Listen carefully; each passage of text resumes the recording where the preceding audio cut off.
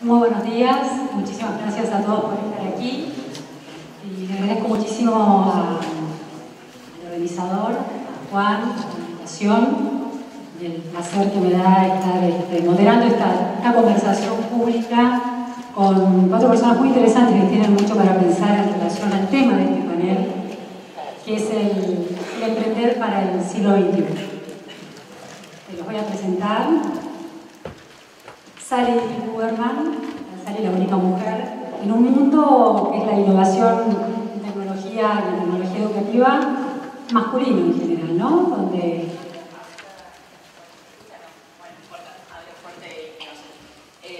general es un mundo masculino, pero como todo, creo que yo no le pongo mucho el acento a eso, trato de que no darle mucha importancia, me parece que cada uno tiene que destacarse en lo que ama y bueno, nada, suele ser sí un mundo más masculino, pero el emprendedurismo en general, me parece.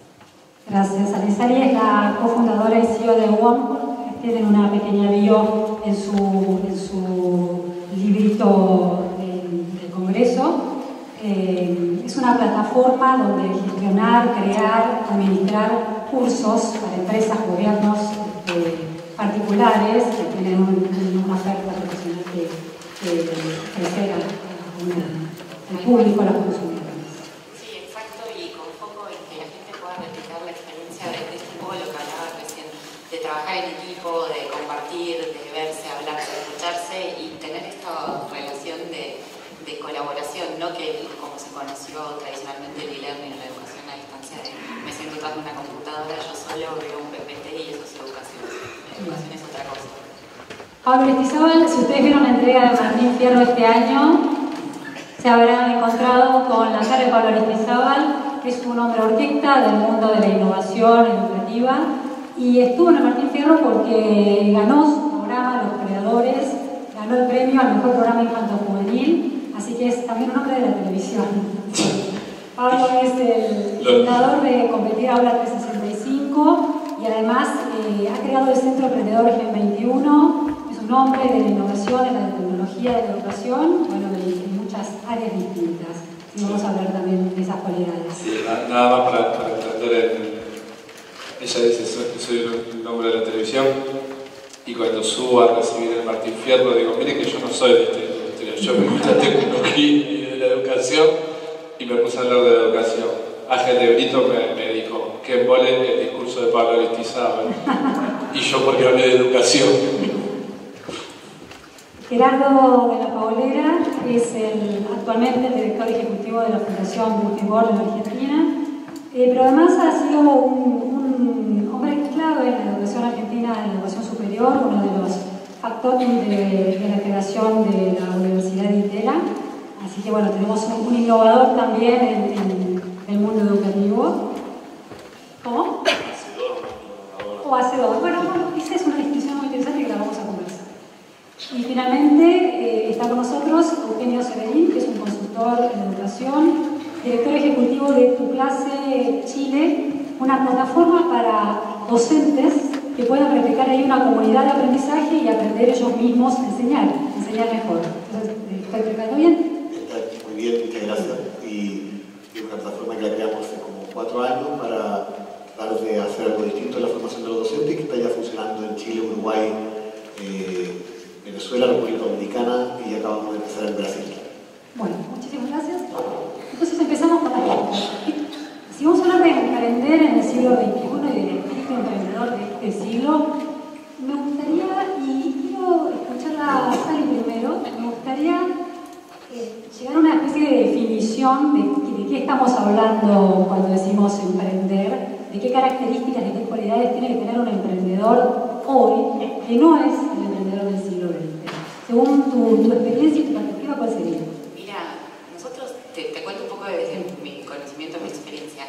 Decidimos emprender no por necesidad, sino por vocación, por deseo, y creo que eso es una de las cosas más importantes. O sea, durante mucho tiempo se asoció al emprendedor con esta persona que, me quedé sin trabajo, no sé qué hacer, y ante la desesperación hago cualquier cosa. Y no sé, sé hacer empanadas, entonces salgo a vender empanadas. Y lo que terminó pasando, por lo menos desde mi conocimiento, es que como esa gente realmente no tenía la vocación de emprender, terminaba todo el tiempo fracasando. que el emprendedor es eso, es alguien que realmente tiene la vocación de querer hacer algo, de que hay algo que le molesta en el mundo y no puede convivir con eso que le molesta. En general somos, y así me caracterizo yo, personas bastante ansiosas, es como que queremos resolver problemas y nos caemos y nos levantamos muchas veces. Creo que el factor más importante es ser muy resiliente.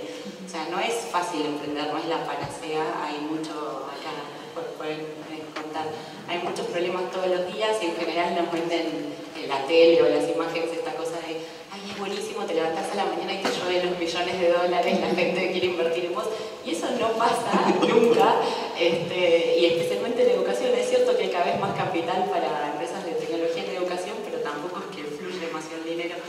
Y creo que es todo lo contrario, que es tener vocación de realmente querer cambiar las cosas para mejor y saber que va a ser un camino difícil, pero que uno se va a levantar N veces. O sea, se va a caer y se va a levantar, se va a caer y se va a levantar. Así.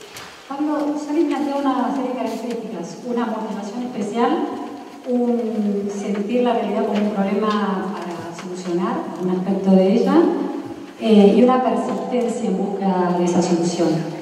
Si yo te planteo tres imágenes, un tornero que decide de su taller despegar y fundar varios talleres. Esa es la primera imagen.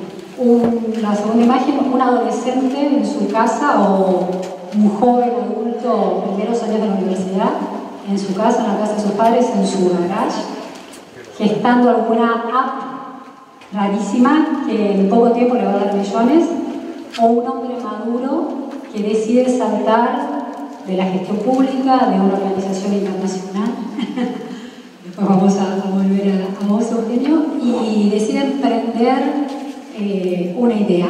¿Cuál de esas tres imágenes te llevan a pensar en la palabra emprendedor del siglo XXI? Porque a mí es difícil.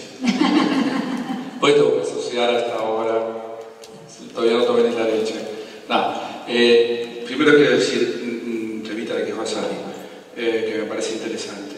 La pregunta, yo más iría un poco más de profundidad. ¿Por qué estamos hablando todo el tiempo de emprendedurismo? Es una buena pregunta. De todo el mundo. O sea, lo que tenemos que primero es sospechar. O sea, tenemos que ver la anomalía. ¿Qué pasó que todo el día y todo el mundo estamos hablando de emprendedurismo? Digo, ¿qué está pasando en la humanidad? Que todos estamos emprendedurismo. O sea, hay algo que tenemos que sospechar. Porque es lo único que nos queda, es tratar de ver las anomalías. Y esto es una anomalía. Estamos, si observamos, está toda la academia. De hecho, la presentación que dio Fernando, yo estuve en Stanford la semana pasada en esta misma conferencia, fui invitado, y también esa sensación. Obama, una persona, una mujer joven que está desarrollando un emprendimiento, sentada como igual al lado de Mark Zuckerberg y todos charlando. De hecho, Obama se saca el saco, se sienta así como estamos nosotros, y era una charla entre pares, pero total. O sea, Obama preguntándole, ¿vos por qué hiciste? Fue una sorpresa total, admirándolos, y ellos admirando a Obama también, porque emprender es un espíritu, es un estado. Una mamá emprende, es hacer que las cosas sucedan de manera innovadora. Innovar viene de innovar, de introducir algo nuevo. ¿Sí? Entonces, y hay una frase que me parece interesantísima, que es: un emprendedor no es un creador de empresas. Un emprendedor es un creador de historias, un creador de causas. O sea, no se trata de que yo cree muchas empresas. Y es crear historias. Mamá creó parte de mi historia. Cuando de manera innovadora hace que las cosas sucedan, saca una familia adelante. Entonces, eso se trata del espíritu y está en todo. ¿Y por qué estamos hablando? Es que probablemente la humanidad, en esto de la sociedad del conocimiento, saliendo de la sociedad industrial, estamos pasando de una trama de relaciones de dependencias. Recuerden que esta trama de relación de dependencia es una evolución de la esclavitud. ¿Sí? La era agrícola versus la era industrial. Entonces, la trama de relación de dependencia esté pasando a una trama de relaciones de independencia. Y esto es muy disruptivo. Porque cuando hablamos de freelancers, estamos hablando de los sindicatos. Y eso es un tema y el emprendedor, bueno, y ahí la humanidad, cómo se reconstituye y reconstruye, y los cambios son tan fuertes, y cuando hablamos que vamos a tener que prepararnos para 5 trabajos, y el cambio es tan profundo que uno ya no puede depender de un otro. ¿Se acuerdan cuando uno nacía en una empresa, nuestros padres y nosotros mismos, y terminábamos en la misma empresa, y ese era el valor? Y hoy nos dicen, nos vemos acá y dicen, no, pero tenemos que preparar a los niños para que trabajen 5 trabajos a la vez. Pablo, pero de todas maneras... Sí, no te dije lo de la... Claro, es interesante lo que planteás. Hay una manera de concebirse frente a la realidad cambiante distinta, con esta cualidad de emprendedor que atraviesa transversalmente a las personas, ¿no? A las sociedades. Ahora, no es lo mismo, esos 3 modelos que te planteé no son lo mismo, no son la misma manera de resolver ese estar en este nuevo mundo, con estas nuevas relaciones humanas que vos planteás que están cambiando. Sí, yo pienso que emprender, con una de las cosas que íbamos, siempre la pregunta después de si se nace o se hace, o si me dejas que No. para mí el emprendedor es ni nace ni se hace. Y eso es complicado. Porque lo que nos dicen todos los libros es nace o se hace. Entonces ni hace, ni se nace, ni se hace. El emprendedor se encuentra en el arrojo. Y si el emprendedor se encuentra en el arrojo, lo que nosotros tenemos que enseñarle a los niños es a arrojarse y a salir de la zona de confort. Entonces la imagen que más representa es aquella donde uno está en estado de arrojo, y arrojo es arrojo, porque si hay red no hay arrojo. Entonces la imagen que a mí más me asocia, que es aquella donde más de las que me dijiste. ¿Cuál sería esa? Bueno, no sé, incluso podrían ser 3. Si tuvieras que elegir entre esas 3. Me cuesta decírtelo porque ¿viste? El tema, yo ¿Cuál soy sería como muy la transversal. esa? Yo soy como muy transversal al tema. Tengo la visión de que es un espíritu, es un estado que todos tenemos, que estás en una universidad y estás en estado emprendedor y podés transformar, estás en un hospital y podés ser emprendedor, estás en el gobierno y podés tener el espíritu emprendedor, estás en una familia, es hacer que las cosas sucedan de manera innovadora, es transformar, es cambiar. Cualquiera de ellas que cambie y transforme, es que como, a mí me parece que es más importante el proceso de adquisición que lo adquirido en el emprendedor. El emprendedor es un estado en proceso, es un arrojo, está arrojándose. Y bueno, y detrás de una causa, de una transformación. Y ahí no me lo puedo hacer, perdóname, la imagen clara de cuál de esas 3. Pero la que le resulta que es alguna de esas 3 es, no sé, ayúdame con cuál es más arrojable de esas 3. Esa es. Te quiero plantear algo porque me parece interesante como un hombre del mundo académico, larga, vasta trayectoria en el mundo académico, tanto fuera de Argentina como en Argentina, y como también una especie de hacedor, dijiste hoy, ¿no? Del mundo académico, como creador, fundador de una universidad. ¿Pensás que dentro de una institución, con todo el peso de la historia sobre las instituciones educativas, como están de alguna manera condicionadas las instituciones por las tradiciones, ¿se puede pensar en que esa vocación emprendedora de la que hablaba Sally, ese empuje emprendedor, o esta nube de intangibles ricos transversales que plantea Pablo, se puede educar a un emprendedor? ¿Se puede formar esas vocaciones? Bueno. ¿O coincidís con Pablo en que nacemos de alguna manera con esas cualidades y se trata de ponerlas en acto? Bueno, primero yo soy más un hombre del siglo XX que del siglo XXI. Es decir, entonces, bueno, yo tengo también, yo cuando se habla demasiado de emprendedurismo, también dudo un poco. Yo creo que emprendedores, ha habido emprendedores en la sociedad que estamos abandonando, que es una sociedad en donde el contrato social típico era entre el factor trabajo y el factor capital, que tenías al entrepreneur o el empresario, digamos, que asumía el riesgo y el contrato con el asalariado, el asalariado cedía, era más averso al riesgo, Entonces estaba ese contrato social y cuando tenías la longevidad, digamos, los trabajos. Entonces, en esa, digamos, sociedad que estamos abandonando, porque estamos en la cuarta revolución, vos tenías entrepreneurs, y entrepreneurs no es idéntico a innovación. Yo veo una confusión fenomenal y se mezcla innovación y entrepreneurship. Uno puede ser, de hecho, yo creo que en Argentina, en todos los exitosos, Mercado Libre o Despegar no son innovaciones. Es un arbitraje de tecnología que no existió en el resto del mundo y bueno, ¿qué es lo que hay que hacer? Si vos estás en un país como Argentina, no te vas a poner a inventar la pólvora. O sea, inventar la pólvora es realmente para aquel creativo genial que digamos, pero los emprendedores son personas que asumen cierto riesgo, pero que hacen cosas en general normales, ¿no?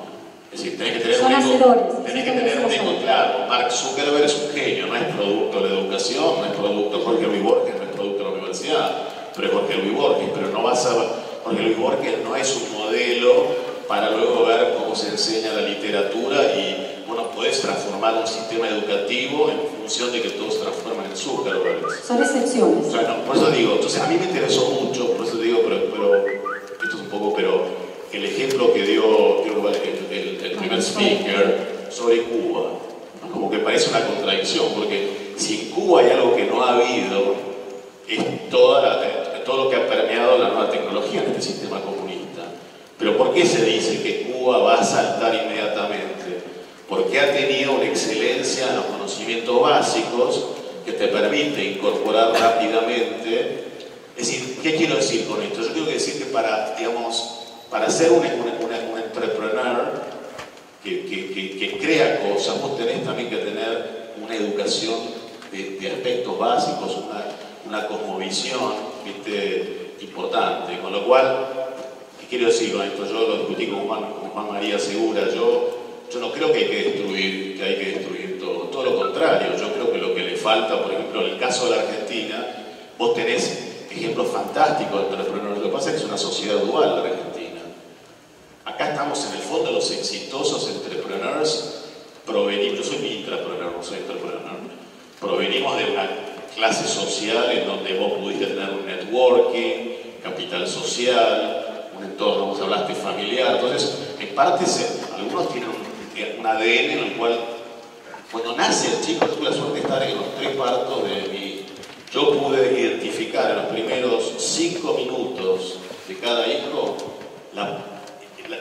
la personalidad que iban a tener.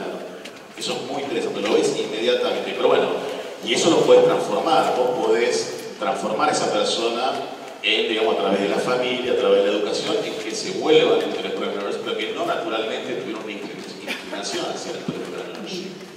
Y el segundo y último punto, como esta sociedad cambia y vos tenés que se derritió ese contrato social entre la empresa, entre el capital y el trabajo, estás obligado a una educación más volcada, es decir, a un mundo probabilísticamente más incierto. Hay que enseñarle probabilidades a los chicos, porque vos ya no tenés un path, como se dijo, de estudiar esto, y por lo tanto ahí sí se tiene que enseñar que el mundo es mucho más complejo. Una pregunta que se tiene que hacer en el próximo, por ejemplo, yo no estoy seguro, acá el gran miedo es que a todos los chicos se los pone a programar también y se transforman en commodities. Yo no estoy seguro, digamos, que los salarios de los jóvenes que entran al mercado laboral hoy sean más altos en términos reales que cuando yo entré en el 84.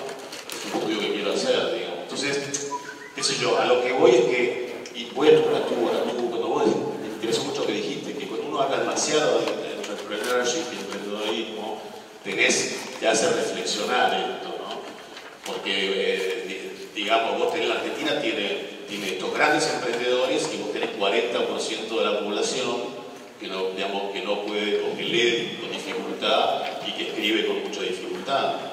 Entonces, digamos, la pregunta que me hago es, ser entrepreneur es asumir ciertos riesgos y generar valor. Bueno, las actitudes al riesgo del ser humano son diferentes. Entonces, si vos forzás a todo el mundo que quiera asumir riesgo, que quiera, yo no sé si eso es posible. Entonces tengo esa duda, digamos, Por eso el tema de Cuba me interesó muchísimo, ¿no? El ejemplo que se dio de Cuba, porque ese es un sistema comunista, en donde obviamente para el Estado y para la sociedad es muy importante la igualdad de oportunidades. Mientras vos no tengas igualdad de oportunidades, está bien, vas a tener siempre talento. El talento depende mucho de la riqueza también que tenés, digamos, de la sociedad, los inmigrantes, esta mezcla que la tiene Israel, por ejemplo. Entonces eso que tiene eso, la Argentina tiene una gran ventaja en ese sentido, ¿no? Eugenio, fuiste durante muchos años trabajando en una organización internacional, el BID, que piensa la realidad, analiza la realidad e intenta financiar las políticas públicas que pueden transformar y mejorar esa realidad. Hablamos la literatura, de la nueva literatura del management, habla de este espíritu emprendedor.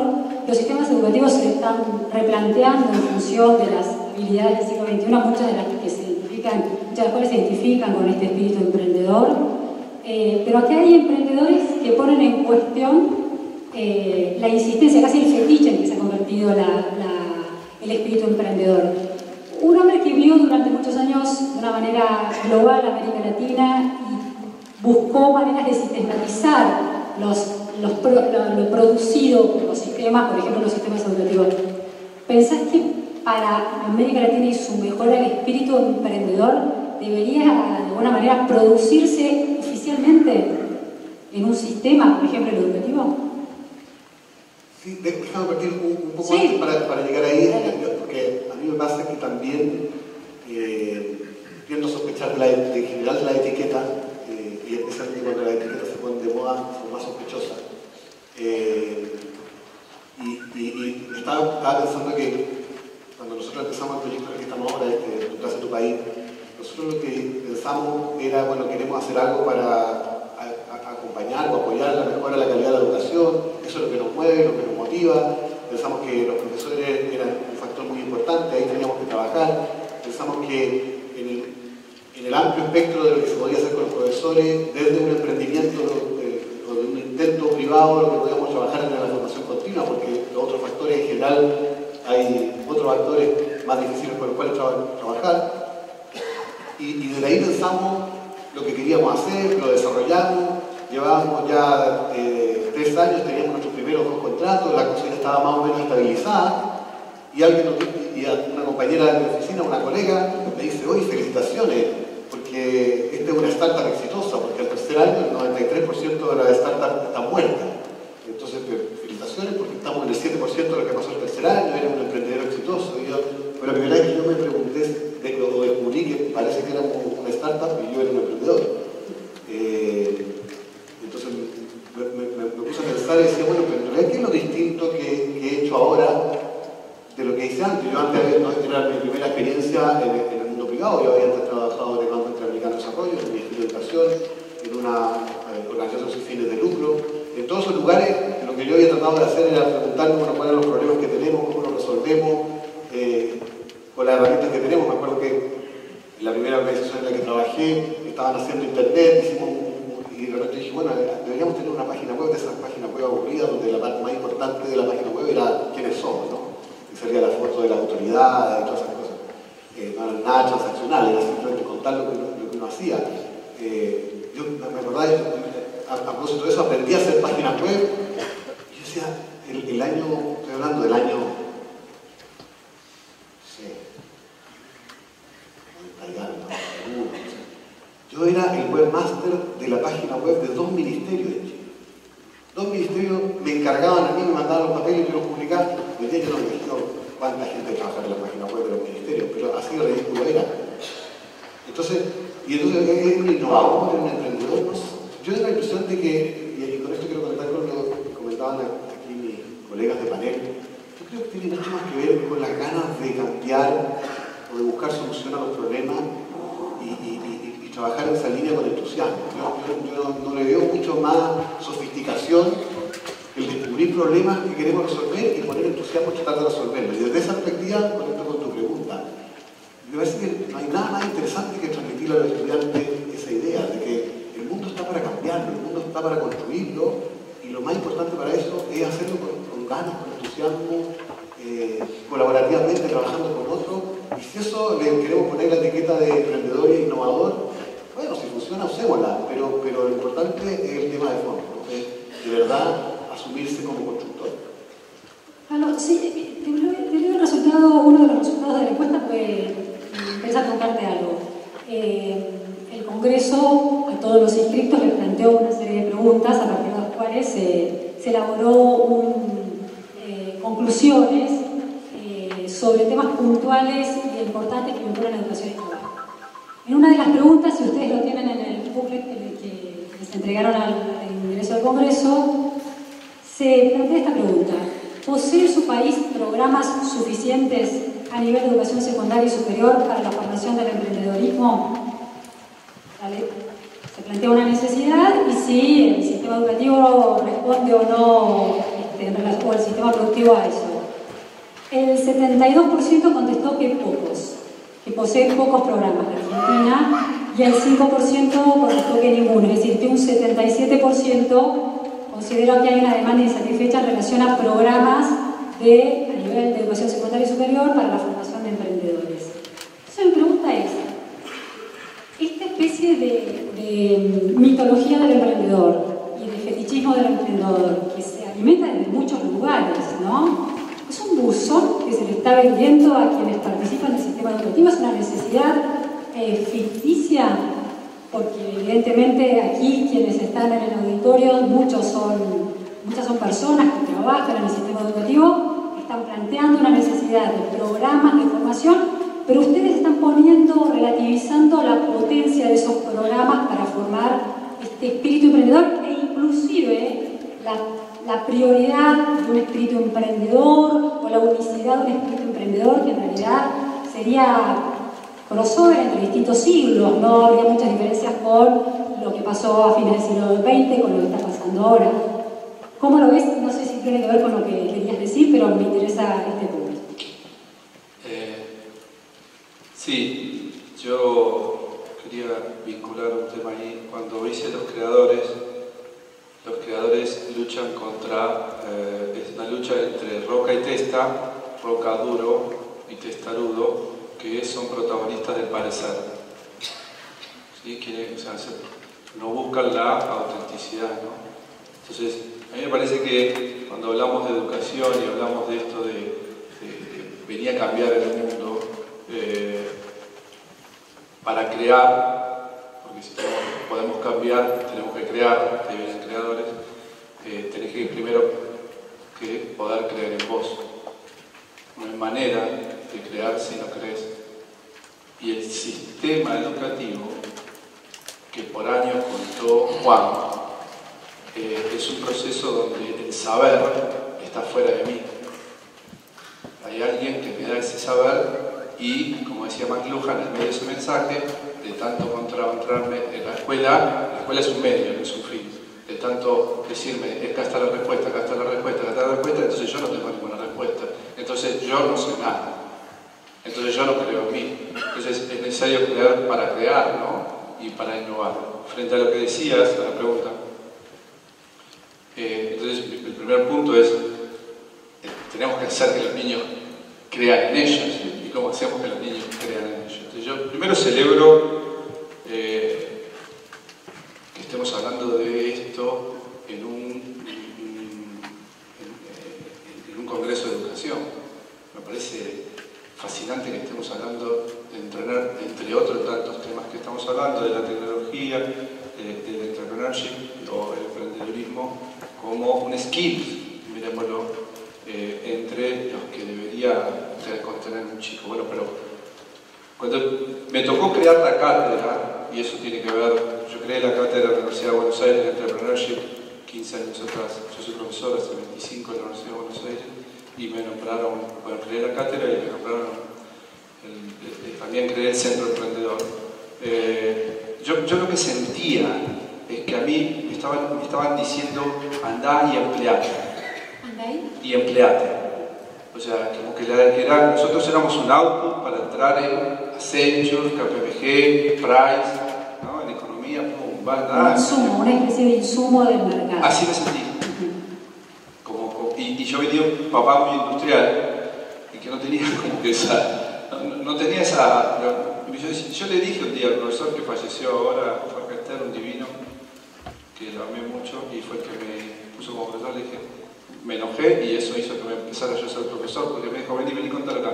¿Por qué usted me cuenta todo lo que hace Coca-Cola y lo que hace Colgate? Le digo, yo quiero que me cuente cómo yo puedo generar empleo, cómo yo puedo crear historias, ¿no? Porque vuelvo a decir, no creo que los emprendedores seamos creadores de trabajo. Nosotros somos, me parece que es mucho más grosso, mucho más trascendente y creamos historias, la nuestra y la de los que nos rodean, creando valor en cada uno. Lo mismo que un maestro. Lo mismo que un maestro, es un creador de historias, un maestro. Es muy potente lo que somos como humanos. Y un padre, y un director de una escuela, y uno que construye. Y en eso yo abogo por que no sea un fetiche esto. Yo abogo porque se promueva este espíritu de cambiar el mundo, de arrojarlo, de hacer que las cosas sucedan, de lo que hace Sally, de lo que vamos a construir y de crear nuevos espacios. A veces en esta palabra de innovación también yo tuve ¿qué es innovar? ¿No? Pero a veces no solo se innova en crear una nueva empresa, como decís, yo, y si me permitís con todo el amor, yo creo que nosotros los argentinos sí podemos crear. Yo tengo esa sensación y yo soy digamos, Aula 365 es una creación, los creadores nacieron en Aula, nosotros hicimos Key News, un periódico en realidad aumentada que es único en el mundo, tenemos Creápolis, que es un sandbox de creación, bueno sí, también está Minecraft, de hecho hay cosas parecidas en el mundo de lo que hacemos cada uno de todos nosotros, está el modo, está Plano Centro, hay muchos que hacemos, hay Braille, algo parecido, pero yo creo que sí, que se puede, pero a veces, y ahí es donde acuerdo, uno como que arma algo parecido a lo de otro, como podría ser lo de Mercado Libre, ¿sí? Está bien, pero innovas capaz que en una manera de tomar el personal, o sea, no innovas bueno, es parecido eBay a Mercado Libre, pero estás innovando en un proceso. Dicho esto, yo creo que en la escuela, yo fui un industrial. ¿Qué aprendí en el industrial? A transformar. Yo no aprendí, yo tenía una tabla así y a nadie le importaba. Yo tenía, ¿se acuerdan? Bueno, acá hay algunos, vos no te vas a acordar, pero vos tampoco. Pero ustedes dos sí. ¿Se acuerdan de la lata de aceite que íbamos a comprar? Comprábamos la lata de aceite para poner el aceite en el auto y venían en latas, ¿no? Como en plástico. Bueno, nosotros pedíamos gratuito a las estaciones de servicio, no sabían dónde tirarla, la llevábamos a hojalatería y en hojalatería la transformábamos en una taza. Y yo una vez me toca ir a Estados Unidos, no me voy a olvidar más, y voy a La Ponderosa. Y yo, bueno, no me daba cuenta de lo que estaba pasando. Sí, agarraba y le hacía una taza, transformaba, ¿sí? El poder de la transformación, eso es lo que aprendí. No es que era un hojalatero, aprendí a transformar. Y me voy a La Ponderosa, 19 años, ¿se acuerdan? La Ponderosa es una serie, bueno, no sé, uno se lo se acuerdan. Me voy a La Ponderosa, que era como ir al Disney, ¿no? Porque me mantuvieron en el lugar y estaba serigrafiada con La Ponderosa mi misma notita y valía $4. Y dije, ay, acá hay valor. Qué lindo esto. ¿Por qué no me enseñaron que esto es valor? Me llevé la transformación, pero no pude, porque imagínate, porque si yo ahí, después lo mismo pasaba con el banquito, agarraba la tabla, nadie la quería, hacía un banquito y todos, quiero ese banquito, bueno, 3 pesitos, ¿verdad? ¿Quién pone 4? 5. Y entonces la pasaba, y ahora ahí, Pablo, ¿qué pone esta lista? No, porque lo que tenemos que buscar es generar riqueza que se redistribuya. Todo el mundo habla de la distribución, pero ¿y la generación de la riqueza? ¿Y cómo se redistribuye de manera natural? Porque si yo tengo petróleo, obvio que, como la soja, alguien va a tener que... Esa riqueza está muy concentrada, no se redistribuye de manera natural. Y esto tiene que ver con el entrepreneurship, y esto tiene que ver con el país que queremos, y esto tiene que ver con el trabajo futuro. futuro, porque si no generamos riqueza que se redistribuya a partir de las pymes, es muy complejo tener una sociedad con una clase media fabulosa como la Argentina. Pocos lugares en el mundo tienen una clase media como la que tenemos nosotros, ¿no? Le voy a dar la palabra a Gerardo, que quería aportar a algo que estabas diciendo, pero además te planteo, Gerardo, una pregunta.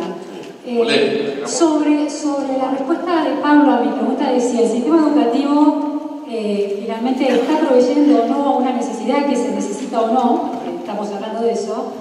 Pareciera que la respuesta de Pablo es todavía más grave, es decir, no hay programas, no faltan, según la audiencia, programas que estimulen el emprendedurismo, pero no solo programas, sino que el sistema educativo en general, en las distintas clases que tiene, en las distintas maneras de abordar la educación de los chicos, de los adolescentes y de los mayores, de los adultos jóvenes, no está estimulando desde ningún aspecto cualidades que van más allá de que ese joven futuro o ese adulto futuro sea un emprendedor concreto. No está estimulando la motivación, las ganas de apropiarse de la realidad.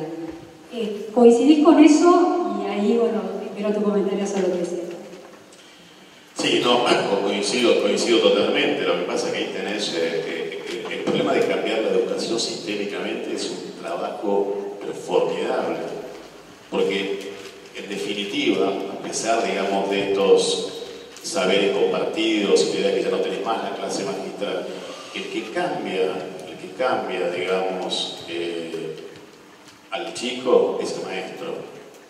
Digamos, podemos tener muchas variantes, podemos tener todo el learning, digamos, pero el que cambia radicalmente es el maestro, sobre todo si venís de muy abajo. Y bueno, nosotros tenemos, con todo el esfuerzo que tienen los maestros no están capacitados, digamos, justamente para afrontar estas nuevas disciplinas y demás. Creo que hay 1 millón de maestros en Argentina y realmente son muy pocos los que están capacitados. Entonces, yendo a la equidad que hablaba, ¿no?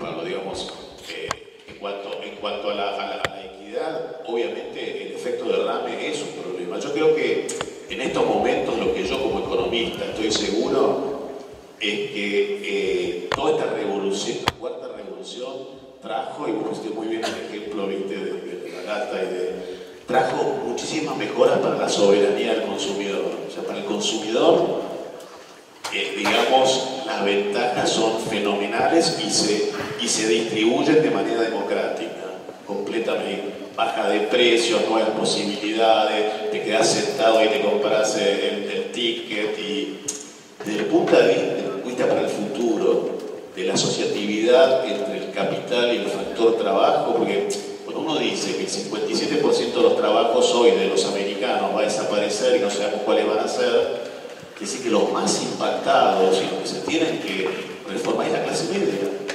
Muchos de estos trabajos son de la clase media. Entonces, no en vano hay una gran presión en las sociedades que son desarrolladas por la clase media. ¿Por qué la clase media está cayendo? Porque hay una incertidumbre con respecto a qué efecto derrame tiene esta nueva forma de producir. Entonces, digamos, como que esta nueva revolución industrial o digital no es tan clara el efecto de ganadores y perdedores todavía, como la revolución industrial, en donde vos ahorrabas energía, ¿entendés? Eso es energía humana, con lo cual el efecto, digamos, era impresionante sobre la producción. Por eso yo digo, yo estoy de acuerdo, digamos, con la democracia. Y además, ¿qué quiero decir? Los argentinos son hipercreadores, fueron hipercreadores antes de la revolución digital. Son conocidos como talentosos creadores, pero eso no quiere decir que a partir de ahí me haga una idea de cómo es sistémicamente el nivel de educación. Claramente estamos, como decía Juan María Segura, estamos todavía con un forte. Ahora, yo creo que hay que tener criterio y otra cosa. Ninguno de los que está conmigo en el panel provienen de sistemas educativos ya elaborados. Son muchos tu creatividad es mucho self-made, como dijiste. Y te fue a la escuela industrial y bueno, pero luego tuviste ese talento para crear y demás. Hacete el análisis de tus compañeros, ¿cuántos fueron creadores como vos? Yo creo que muy pocos, ¿viste? ¿Entendés lo que quiero decir? Yo creo que decir que hace falta esta revolución educativa. Y bueno, yo como economista me planteo todavía, digamos, muchos interrogantes. Pero lo que decís que vos, como que mis compañeros, ¿no? Yo voy a ser, ¿puedo ser desafiante? Muy duro. Sí, bueno. Yo venía en el avión y a mí me toca viajar y ser veedor por este tema de educación, de ver nuevos sistemas educativos en el mundo, ¿no? Y me toca ir a verlos, voy a los colegios, entre ellos fui a montón, pero nombro la ciudad con mayor criminalidad del mundo.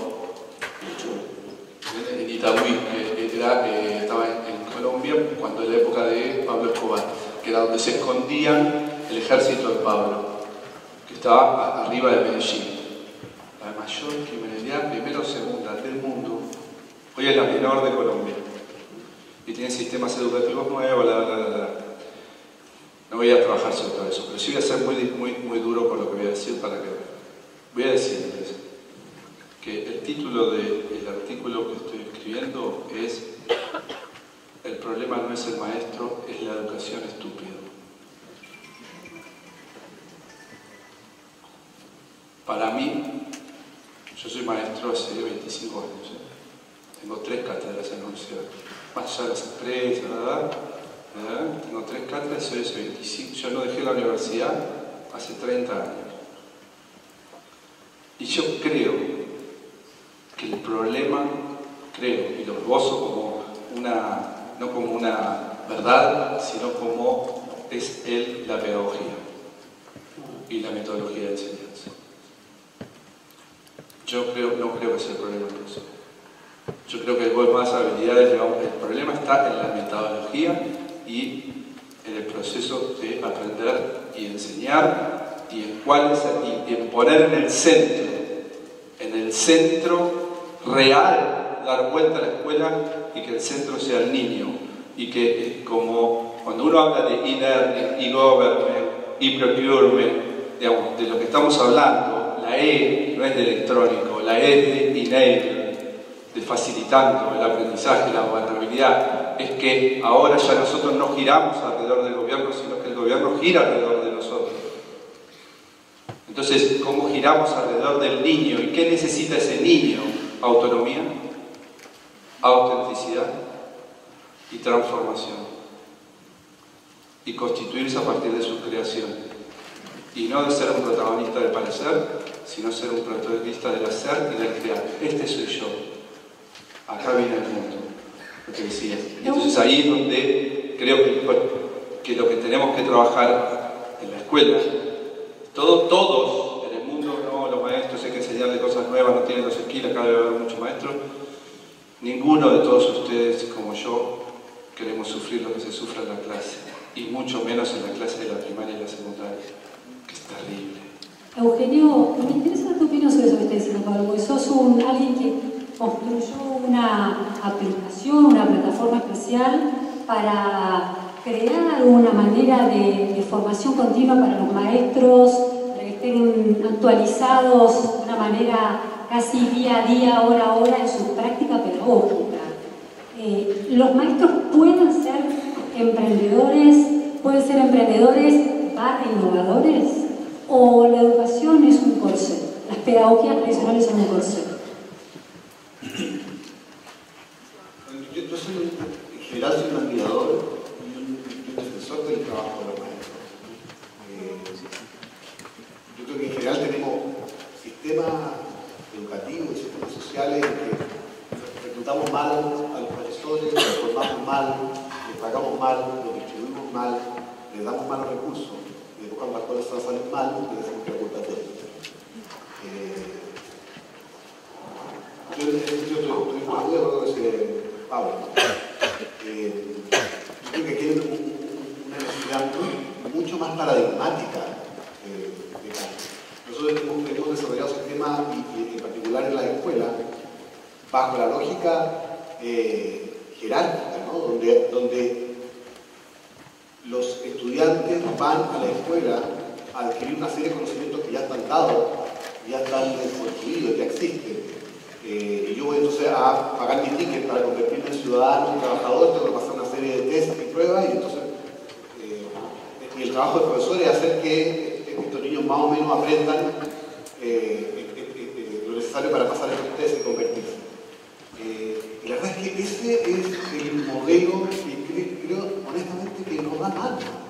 O sea, nosotros nos vivimos quejando de lo difícil que nos resulta mejorar los puntajes, las pruebas estandarizadas, entonces empezamos a denominizar las pruebas estandarizadas, como si ese fuese el problema. Cuando en realidad el problema es que tenemos un sistema que no da para más puntaje que eso que está dando. Y seguimos metiendo recursos para tratar de fortalecer un sistema que digo que tiene una rigidez súper complicada. ¿Cómo hacemos ese cambio paradigmático, convertir la escuela en un espacio de construcción de conocimiento colectivo, de trabajo, de espacio creativo, de espacio que tenga sentido? Hoy día los chicos de secundaria en nuestros países, hace 10 años estaba pasando en los países de Europa y Estados Unidos, ahora está pasando en los países de América Latina. Los chicos de la secundaria se van de la secundaria. Y no se van de la secundaria como hace 40 años en América Latina porque tenían que ir a trabajar al campo, se van porque están aburridos, porque no le ven sentido a lo que están haciendo en la escuela. Me parece mucho más interesante buscar otros caminos. Entonces tenemos una escuela primaria y secundaria que cada vez hace menos sentido a quienes son el centro del trabajo. Entonces, si no hacemos esa transformación sistémica, el problema es que, mira, lo que tenemos hoy día en América Latina, yo también hizo experiencia y escuela innovadora, etc. El drama del profesor que quiere ser innovador es que tiene todo un sistema que lo obliga a no ser innovador y que castiga la innovación del maestro, ¿no? Entonces, el cambio necesita ser mucho más sistémico. Si no, no hay ninguna posibilidad. Sally, tu historia personal, ¿no? Sos una mujer emprendedora, tenés tu propia organización, tenés a tus empleados, tenés tu producto, lo creaste, lo replicaste todo al mismo tiempo, ¿no? Como sucede en las organizaciones hoy en día. Si vos reflexionás sobre tu pasado formativo, desde tu casa en adelante, toda la cadena de valor de la educación, ¿hay algún hito en especial, un maestro en particular, un profesor en particular, que te haya inspirado para dar ese salto a la vida independiente del espíritu freelancer que planteaba hoy Venezuela? Sí, a ver, algunas de las cosas que se estuvieron hablando acá, sí. Estamos todo el tiempo, me parece, que es una opinión, confundiendo innovación con invención. Y son cosas distintas. O sea, inventar es crear algo de cero, que no existe, y traer al mundo una cosa completamente nueva. Mientras que innovar para mí es muchas veces cosas que ya existen, lograrlas adaptar a circunstancias que son totalmente, digamos, contrarias a la posibilidad de usar una tecnología, un producto, un sistema. Es generar un cambio incluso con algo que ya existe. Entonces a mí me parece que están las dos diferencias y hay que, por lo menos para mí, hacer esa salvedad. Por eso yo diciendo que un mercado libre o un despegarnos en innovación. Dicho esto, en mi historia personal hubieron muchas cosas que me cambiaron. O sea, todos fuimos educados en el sistema con esta cosa de, bueno, vos vas a ir a la escuela y después vas a ir a la secundaria y después vas a ir a la universidad. Y porque venimos de hijos de inmigrantes que vinieron en la Segunda Guerra, después de la Segunda Guerra, sin absolutamente nada, y nos enseñó eso, o sea, de que ellos tenían que venir a trabajar, a construir un futuro, y el sueño de esa generación era que sus hijos pudieran ir a la universidad para conseguir un buen trabajo en una empresa. Entonces venimos con esa carga tal vez genética de que uno tenía que estudiar para ir a la universidad, para después poder ir a un trabajo, y el sueño de mis abuelos o mi mamá era, bueno, y después la empresa te va a pagar una maestría, y después te vas a casar y vas a tener un perro labrador, 2 niños, no sé qué, y todo eso antes de los 30. Y la verdad es que para mi generación el salto fue otro, fue decir, sí, o sea, es como que ya se volvió un commodity esto de tener que ir a la escuela. Y a mí me ¿Cuántos años hoy? ¿Qué década estás, Sally? Yo nací en el 82 y tengo 34. Ya unos cuantos años. No, y lo que me pasó a mí particularmente... No sabemos. No, es que en mi casa, o sea, mi abuela maestra en una zona rural. Y yo veía lo que ella hacía para que los chicos pudieran aprender, en condiciones muchas veces muy contradictorias, porque no había luz, no había agua, no había servicios. En la misma clase tenía 10 chicos y uno tenía 6 años y el otro 15. Entonces, ¿cómo hacías para enseñarle y que todos aprendieran y crecieran? Y yo vi el esfuerzo que hizo mi mamá con esa gente y fueron a la universidad. Y no es que nacieron en condiciones, como tal vez tuve la suerte yo, que yo nací en la ciudad y con otros, pues, digamos, beneficios o otras realidades. Y yo vi lo que hizo mi vieja para que esa gente lograra llegar a tener un título universitario, y el esfuerzo que hacía, la creatividad que tenía que usar, cómo tenía que adaptar los contenidos. No existía la fotocopiadora, o fotocopiar era realmente muy caro, entonces hacía mimeógrafo todo manchado con tinta por todos lados, pero hacían los ejercicios para que pudieran practicar. O sea, y con cada uno se adaptaba. Y mi mamá lo que me enseñó de chica es eso, es que uno se tiene que adaptar a cada situación. Mi papá, todo lo contrario, era como, o sea, estudiaba un millón de cosas y terminaba haciendo un millón de cosas a la vez porque era una persona como yo súper ansiosa, entonces se terminaba aburriendo muy rápido. Y siempre me decía esto: vos vas a estudiar, vas a ir a la universidad y vas a ver que en algún momento después, cuando estés trabajando en una empresa, te vas a aburrir y vas a preferir ser cabeza de ratón que cola de elefante. Y cuando me decía esto, cuando yo era chica, no lo entendía en el momento, o sea, me parecía raro. Pero lo que sí hacía conmigo era incentivarme a que yo hiciera todo lo que quisiera, por más de que después dijese, che, esto no me gusta. Pero no tener miedo a probar. Entonces venía y le decía, quiero aprender a tocar la guitarra. Bueno, me conseguí un centro cultural, no tenía por qué ser algo pago, o sea, simplemente buscaba el lugar, iba, probaba a tocar la guitarra. Odio tocar la guitarra, no tengo habilidades para la música, soy malísima. Ok, pero lo probaste y te sacaste la duda. Y después venía y decía, me gustaría aprender a jugar a, no sé, al tenis. Bueno, listo, te lleva. Y hacía 10 millones de cosas y nunca me cortaron eso, nunca me frustraron. Y cuando yo me enojaba porque las cosas no me salían, o me ponía a llorar cuando era chica porque decía, no, no soy buena para esto, y vos me decía, no importa, vas a ser buena para otra cosa, pero prueba. Y eso me hizo perderle el miedo al fracaso, me hizo perderle el miedo al no o al que dirán, y a decir, bueno, voy a buscar las oportunidades. Ya más grande tuve un profesor en la universidad que yo lo amo y le digo el vuelvo al día de hoy, profesor de estadística, que me dijo el primer día de clases, a ustedes les dicen alumno, alumno quiere decir sin luz, y vienen acá supuestamente a que yo los ilumine. Olvídense de que yo vaya a iluminar a alguien. Yo estoy acá para ser como un mentor, un guía, pero el esfuerzo lo van a tener que hacer ustedes. Y nos enseñó a hacer estadística desde tal vez no lo tradicional de, bueno, te doy un ejercicio y te explico y demás, sino como a tratar de pensar y a salir del box y demás. Y cuando me encontré yo con una situación particular en mi vida, que fue que falleció mi papá, mi mamá se enfermó, siendo hija única, me tenía que hacer cargo de mi casa, ya no era trabajar para pagarme los estudios, era trabajar para pagarme los estudios y mantener a mi familia. Ahí todas las herramientas que me habían dado, digamos, la vida y lo que me habían enseñado y el hecho de no tener miedo al fracaso y demás, lo puse todo en práctica. Fue, ¿sabes qué? Tengo que salir a mantener mi casa, listo. Tengo que, desde limpiar pisos, barreras, hago lo que haya que hacer, no le tengo miedo a nada. Y eso me dio la posibilidad de, como decía Pablo, saltar al vacío, sin red de contención. Trabajaba 9 horas por día, iba a la facultad de la noche, sábados y domingos daba clases a chicos por internet de física, química y matemática en Estados Unidos. Y ahí me di cuenta que la tecnología podía acercar a un montón de estudiantes y docentes, y que nosotros en geografías como la nuestra, que tenemos, como decimos siempre, Dios está en todos lados, pero atiende en Buenos Aires, un montón de ciudades en el interior que tal vez no tenían las mismas posibilidades que había tenido yo. Y por eso es que decidimos empezar a emprender. Y si me preguntas, ¿yo quería hacer una empresa? No, no tenía ni la más remota idea. Era tan claro y tan básico como eso. Para mí era querer cambiar el mundo, querer hacer algo que realmente ayudase a un montón de gente. Y hoy a mí lo que me produce satisfacción, y tenemos oficinas en 3 países y ya somos más de 50 personas en la organización, y es obvio, o sea, vos ves que le das trabajo a 50 familias, y es algo que a mí me llena de orgullo, pero lo que me mueve todos los días es recibir un mail de una persona que no sé ni quién es, que está en el medio de la nada y que nos agradece diciendo, por esto que ustedes hicieron, yo ahora puedo estudiar, soy un mejor profesional, la empresa donde trabajo me está formando, me está educando y estoy accediendo a un mejor trabajo. Esas cosas son las que a mí realmente me motivan a seguir todos los días haciendo lo que hago. Por eso es que tal vez, no sé si hay un se nace o se hace en el emprendedor. Lo que sí creo es que está bueno que uno cuando es docente le dé herramientas a los chicos para que se animen a enfrentar cualquier desafío y enseñarles que fracasar no está mal.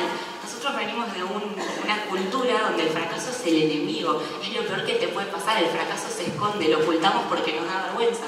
¿Sabes la cantidad de veces que la gente fracasa en la vida y no por eso deja de ser quien es? Al contrario, es algo que para mí, yo digo tampoco la cosa absurda que se pone de moda de uy, abracemos el fracaso, es lo mejor que nos pasa en la vida. No, pero si fracasaste, aprende de esa oportunidad y no te quedes simplemente con la sensación amarga del fracaso, sino bueno, ¿qué me llevo yo de esto? ¿Qué puedo hacer la próxima para no volver a cometer los mismos errores? Creo que pasa un poco por ahí. Muy interesante. Vamos a abrir las preguntas del público. Acá tengo un montón de preguntas en papel. Vamos a ver a cuántas llegamos a plantear, pero tenemos unos 10 minutos más. ¿Dónde está? Bueno, voy a decir. Sí, ¿no? Juan, Sí. no te veía. Jerry. Como Dios. Que me marca el tiempo. Los está esperando a todos. El gran hermano. Gerardo, Jerry, hay una pregunta que interpela de alguna manera al sistema educativo con cierta ironía, a los docentes universitarios con cierta ironía, y dice así esta pregunta: ¿qué pasa con el que no es emprendedor nato, el que no tiene esa incomodidad que menciona Sari, el que no tiene un proyecto? ¿Cómo va a trabajar freelance en el siglo XXI? ¿Se va a enseñar en la facultad?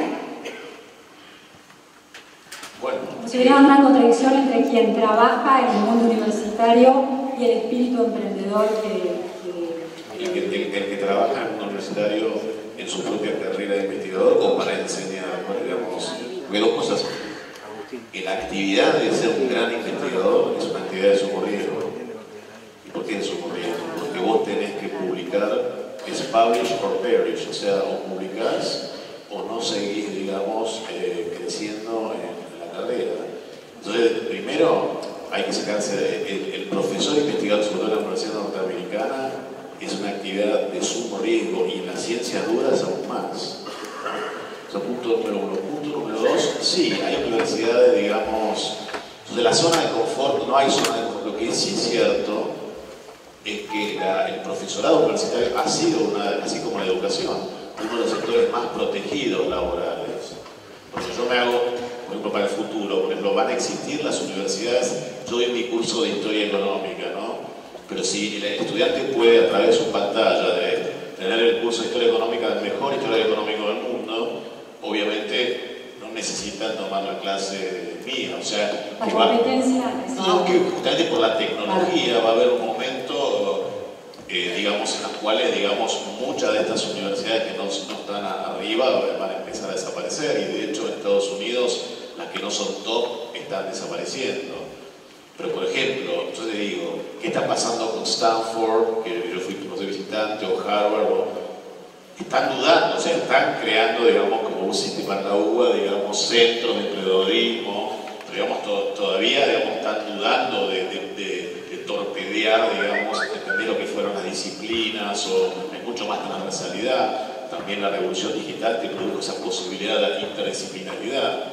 Qué sé yo, la ingeniería biomédica no hubiese sido posible, la nanotecnología, o sea, hoy tenés un montón de disciplinas. Antes eran nichos, eran absolutamente... Entonces, digamos, hay una innovación muy grande, y te voy a decir más, la gran confianza, como decís, creador, en el ámbito de las ciencias, uno de los mejores países del mundo de las ciencias duras es la Facultad de Ciencias Exactas y Naturales de la Universidad de Buenos Aires. Tenés, yo me ocupo mucho de eso, y tenés, entonces, digamos, hay que aplicarle el tema de emprendedurismo, está pasando. Lo que yo creo que hay un poco de collage en el sistema, ¿no? Como está un poco de moda, hay universidades que te ponen como un apósito y no está. Justamente con el gobierno de la Ciudad de Buenos Aires hicimos un proyecto, se llama el Instituto de Innovación y Creatividad, Instituto Universitario de Innovación y Creatividad, que está en proceso, que es una revolución, digamos, como una Minerva, digamos, Singularity. O sea, hay universidades que de cero, estoy de acuerdo con Juan María Segura, que tienen que empezar de cero. O sea, alterar esto va a ser complicado, pero los profesores, digamos, hay muchos que tienen una actitud muy entrepreneurial. Y en relación a la pregunta que plantea, bueno, si alguien no siente esa especie de llamado vocacional, ese arrojo vocacional, ¿lo encuentra en la universidad debe responder e intentar construir eso?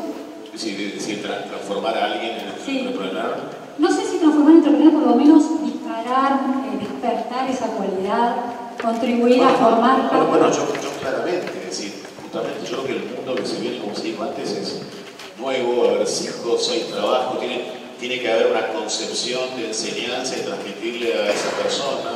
Va a haber personas que van a ser más felices y otras menos felices, por la actitud, digamos, al riesgo, o la actitud, o por ahí hay personas que naturalmente quisieran estar en una zona de confort, porque, digamos, y yo eso no lo juzgo, pero, digamos, pero las circunstancias hace, George Soros, que es millonario.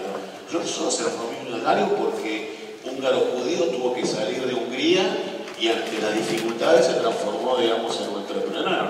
O sea, muchas veces las circunstancias te fuerzan, digamos, a hacer eso. La diversidad para mí es un gran motor del entrepreneurship. Y la comodidad no es, digamos, gran, digamos, aliciente para el entrepreneurship. Sumando lo que dijo que me parece súper interesante. Hay dos filósofos, un italiano y un alemán, que han trabajado esto que dice. O sea, hay que tener cuidado.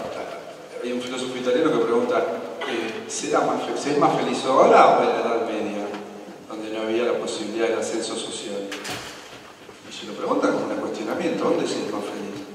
Porque ahora, viste, tengo que poder ser, y ser el gerente, tengo que poder ser más agente. Si antes tocaba el violín, entonces, ahí está la pregunta. Hay un filósofo alemán que es más duro para el emprendedurismo, mucho más duro, Han, que dice, es coreano, es muy jovencito, tiene 50 años, y como yo, jovencito. Entonces, él dice, no tan jovencito como yo, pero él dice que el emprendedurismo es la máxima expresión del capitalismo. Antes, al empleado lo forzaba para que trabaje, ahora uno se autoesfuerza, ¿no? Uno se autoexige, y es una posición filosófica que hay que tomar. Y va a haber gente que creo que hiciste un buen punto, ¿no? Va a haber gente que va a estar muy feliz o gente no. Ahora el cambio, no querer ponerse delante de la hora. Tengo otra pregunta del público. Eugenio, te voy a plantear a vos. Si todos fueran emprendedores, ¿quién armaría los televisores o haría el delivery de los productos? ¿Hay una brecha entre ser emprendedor y armar productos o hacer el delivery? A ver, hace un tiempo, ojalá que no te fui a una reunión del curso de mi hija en que el tema era el internet. Y entonces la profesora nos contaba el tema de los riesgos de internet. Para mi hija tenía 11 años, entonces los riesgos para los chicos, de las redes sociales, bueno, una jornada. En general fue bastante aburrida porque hablaba la profesora y todos los papás y los chicos escuchaban. Era un poco interactiva la reunión. Entonces, al final de la reunión, la profesora dice, bueno, le va a pedir cada uno estos papelitos de colores, anote una idea en la que se quedó de esta reunión para que la compartamos. Eso fue lo más interactivo de la reunión. Entonces, bueno, anotamos ideas, y después ella decía a los chicos que leyeran el papelito que había escrito cada uno con su padre y lo pegamos al frente. Entonces, de repente uno de los chicos dice, lee el papelito y dice, las redes sociales son como una plaza pública. Ella lo está pegando y otro chico dice, yo no creo que sea como una plaza pública las redes sociales. Y yo pensé, por una fracción de segundo, dice, por fin vamos a tener una conversación, un diálogo, un debate, vamos a poder conversar sobre el punto. Y la profesora dice, sí es. Siguiente minuto.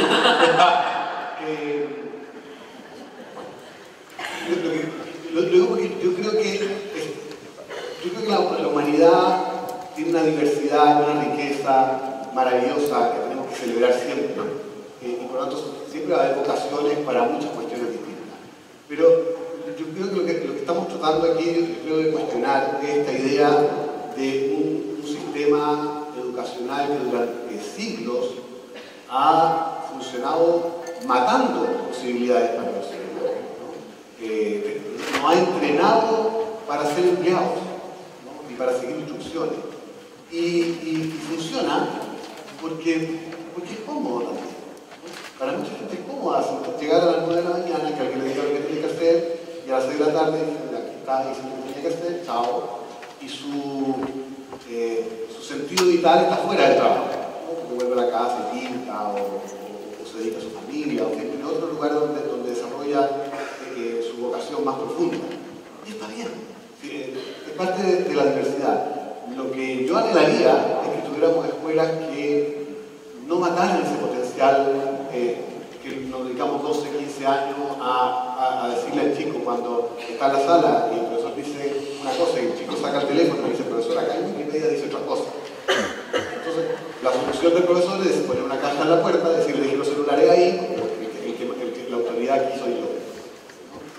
Si nosotros logramos hacer una escuela que permita el desarrollo de esos potenciales creativos, probablemente de los 40 chicos que están en la sala, de los cuales uno termina siendo mañana un creador, un constructor, un emprendedor, a lo mejor van a ser 5, van a ser 10, y los otros 30 van a seguir siendo durante mucho tiempo, van a entender su trabajo como simplemente como una forma de tener recursos para financiar las otras cosas que le importan.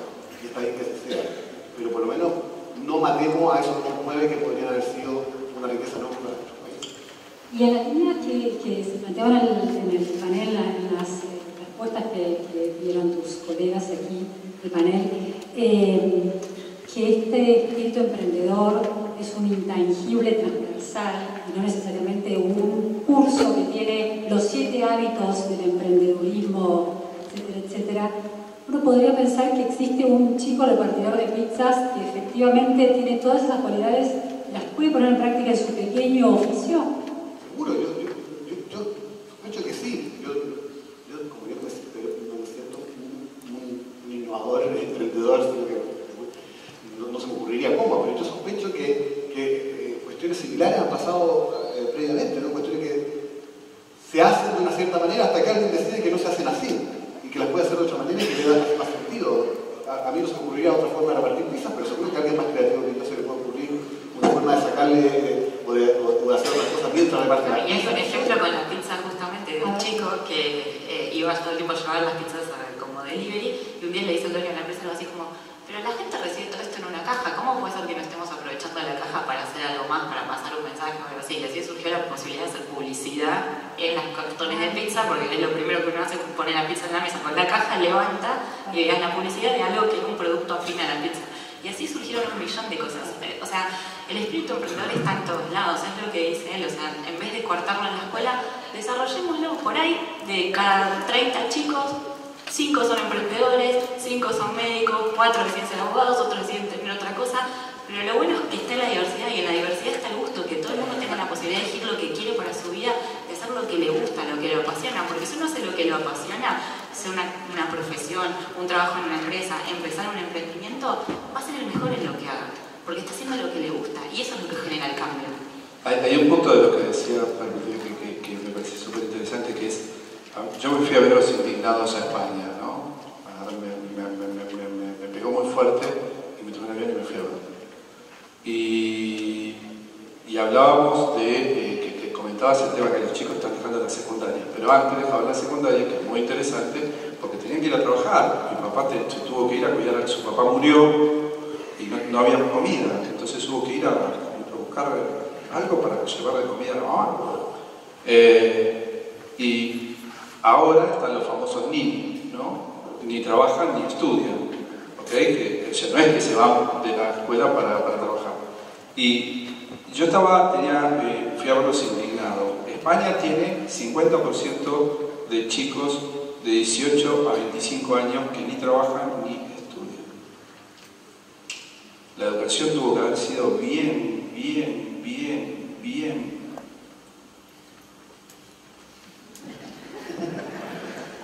Tantos años.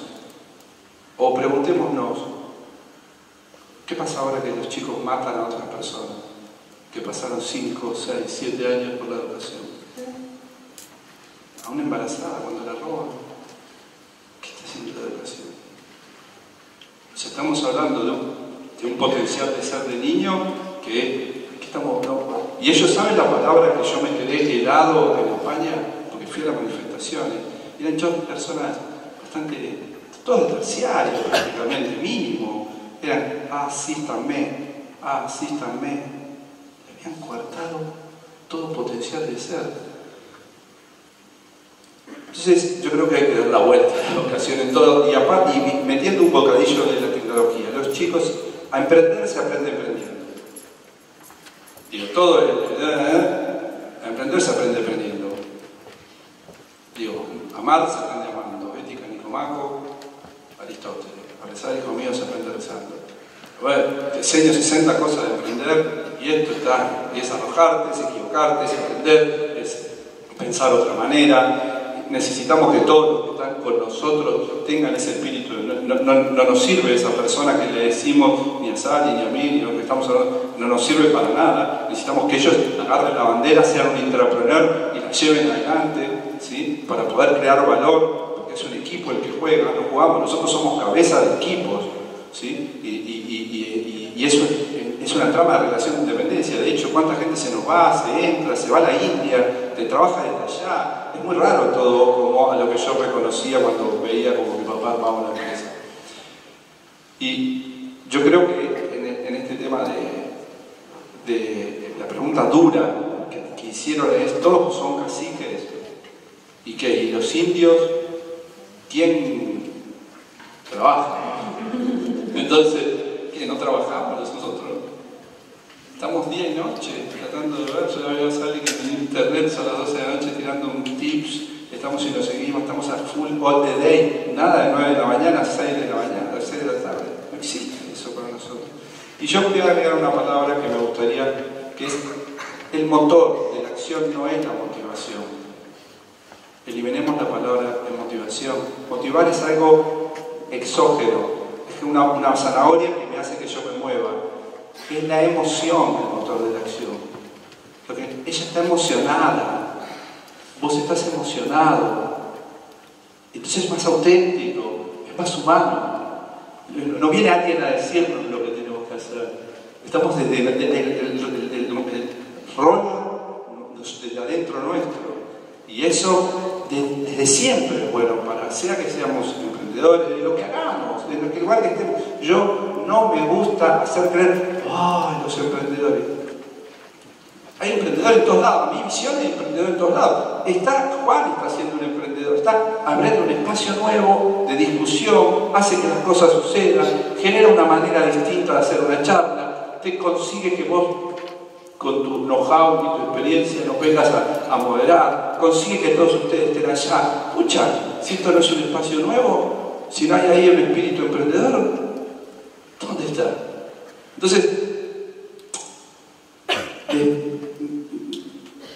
a mi preocupación, cuando uno ve el 50% de chicos en España que ni trabajan ni estudian, dice, algo tenemos que hacer rápido. Tenemos los últimos minutos y les voy a plantear una pregunta que creo que la plantean rápido, en un minuto cada uno, para armar una reflexión colectiva, que es, estamos hablando de un espíritu emprendedor en Argentina, donde los ejemplos más visibles de la sociedad no parecieran funcionar de una manera tan noble y con sensibilidades tan constructivas que derraman tan positivamente sobre todos. Los ejemplos más visibles, que si los que salen en los diarios se llenan nuestra conversación diaria. Le estamos pidiendo al sistema educativo que además se haga cargo de mucho de esas transformaciones. ¿Cómo se piensa todo esto, estos intangibles de sensibilidad especial, de vocaciones especiales, en un contexto adverso en términos políticos, de sistema financiero que no potencia los emprendimientos, de capital de riesgo que no se arriesga? ¿Cómo funciona ese espíritu emprendedor en este contexto particular? Y quizás Eugenio, que viene de Chile, nos pueda decir cómo es en Chile, donde hay un especial foco en el capital humano. Eugenio, no, te preguntamos Chile. No, después contrastamos con la mirada de Eugenio. Empezamos por Eugenio y después... Sí. No sé, siempre cuando uno mira el país del lado parece que el pasto fuera más verde. Yo no tengo la impresión de que en Chile haya mucho el mar, el campo hermano. Yo creo que es un país súper desigual, donde el conocimiento, la riqueza, está todo bastante distribuido, mal distribuido, ¿no? Entonces, no estoy seguro que digamos que podamos poner el ejemplo de nada en esta línea. Yo tengo la impresión,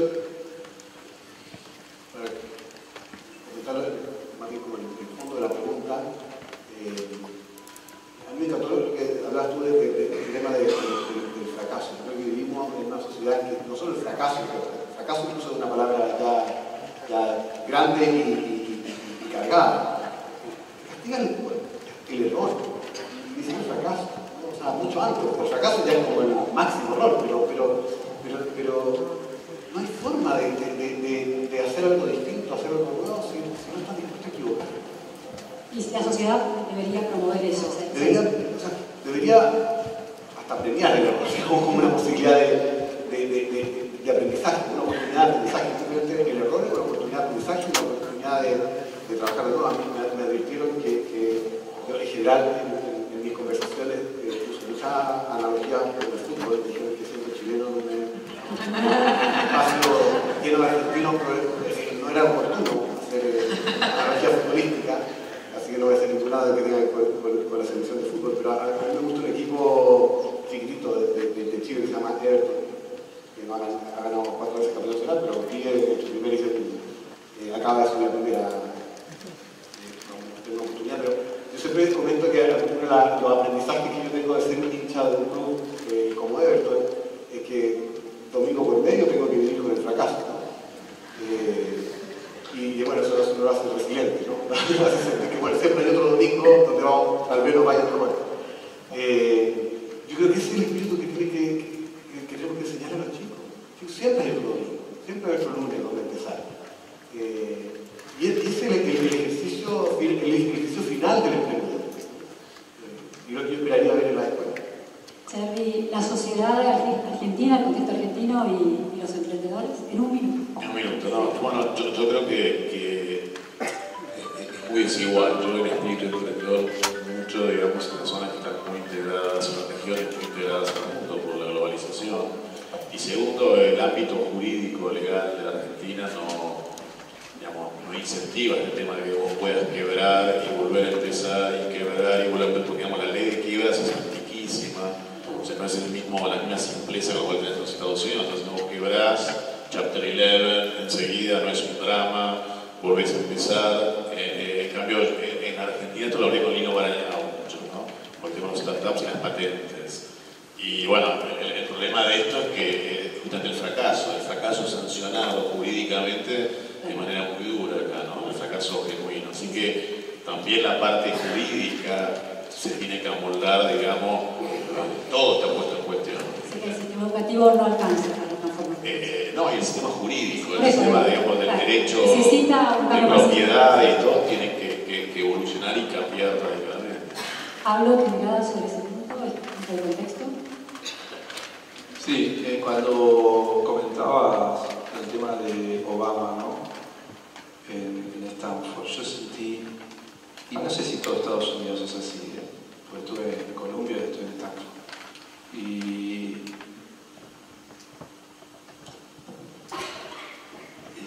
lo que siento es que hay un grupo de gente que ama y valora y le da mucho respeto a aquellos que se arriesgan, a aquellos que se equivocan, a aquellos que vuelven a construir, a aquellos que intentan crear valor. O sea, y eso culturalmente yo creo que Argentina no lo tiene.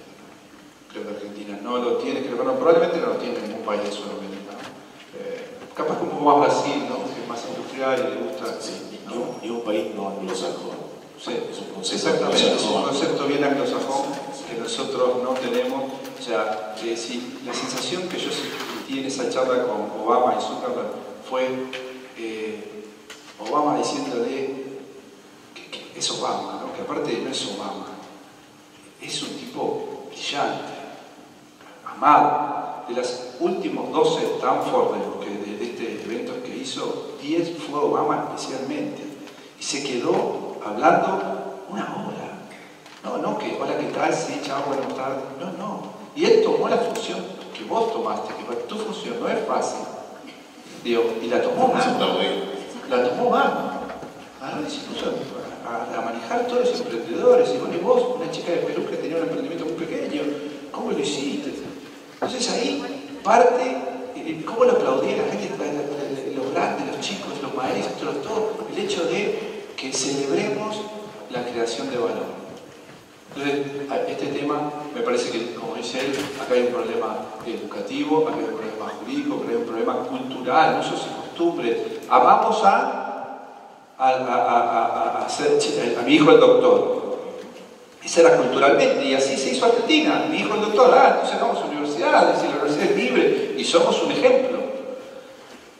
No tenemos todavía mi hijo el emprendedor, pero para con el otro, la otredad, ¿no? Que el otro valore, porque se sufre de este lado, ¿no? Como dice él, cuando quebramos, o cuando fracasamos, o cuando nos equivocamos, nada más, cuando cometemos un error.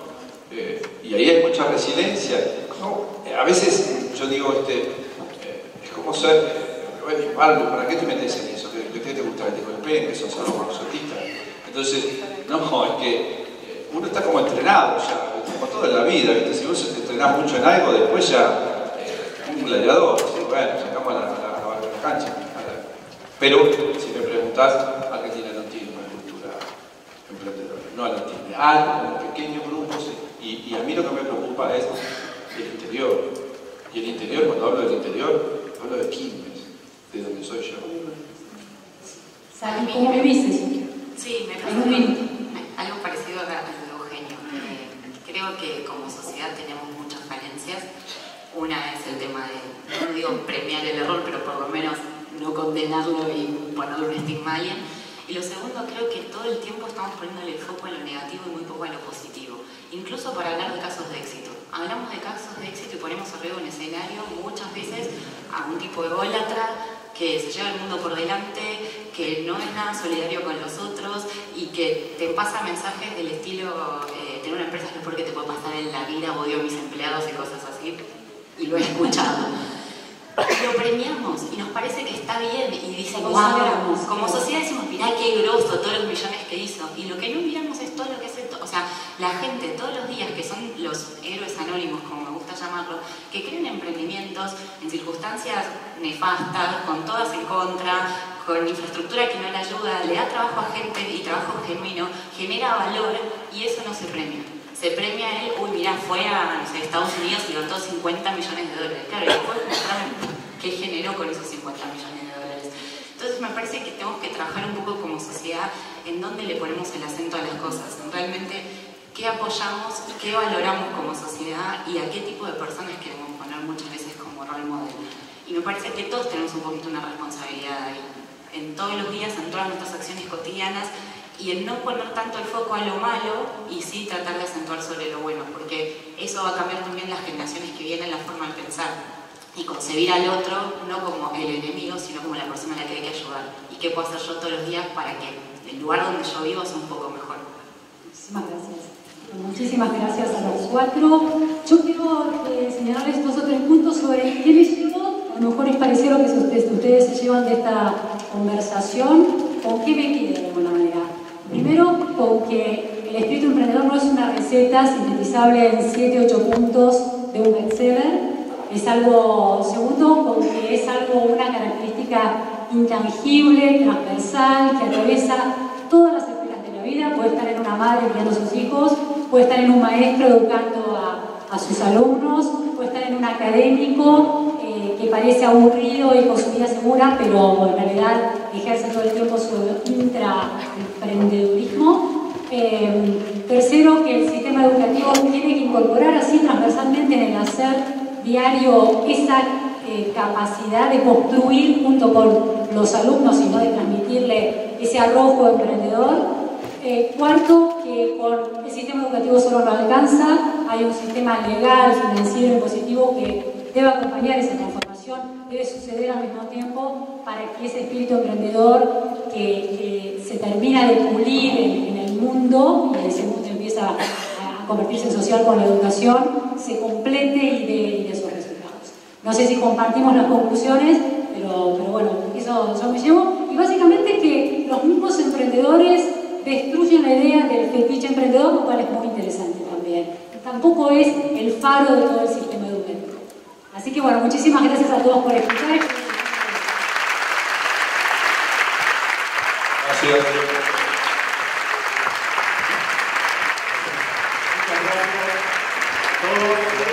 Les proponemos ahora hacer un pequeño corte y volvemos a las 11:30 para seguir con el panel siguiente.